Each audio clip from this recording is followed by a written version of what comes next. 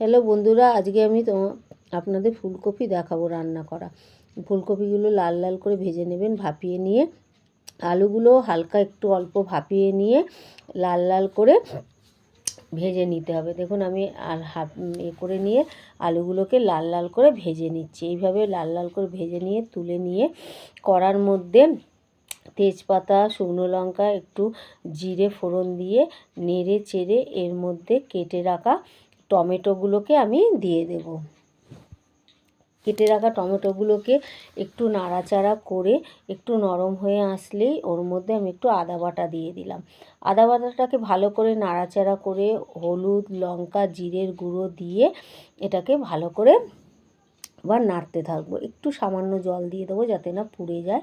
দিয়ে এবারে নাড়াচাড়া করে একটু তেল ছেড়ে আসলে আমি গুলে রেখেছি চিনি আর নুন দিয়ে টক দই। সেই চিনি আর নুন দিয়ে গুলে রাখা টক দইটা আমি এর মধ্যে দিয়ে দেবো। ফুলকপিতে একটু তরকারিতে একটু টক দই দিলে ফুলকপিটা খেতে খুব স্বাদ হয়। এবারে একটু নাড়াচাড়া করার পর একটু তেল এর মধ্যে একটু লাল কাশ্মীরি লঙ্কার গুঁড়ো দিয়ে দিলাম কালার হওয়ার জন্য।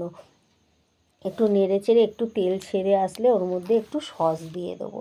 দেখুন সসটা দিয়ে ভালো করে নাড়তে থাকবো। মশলাটা নাড়তে নাড়তে যতক্ষণ তেল না ছাড়বে ততক্ষণ মশলাটা নাড়তে থাকবো। এইভাবে এই দেখুন নেড়ে মশলাটা এবারে হয়ে গেছে, দেখলেই বুঝতে পারবেন। অল্প করে জল দিয়ে নিয়ে এর মধ্যে ভেজে রাখা ফুলকপি, আলু দুটোই, আলু আর ফুলকপি দুটোই এর মধ্যে আস্তে আস্তে করে দিয়ে দেবো।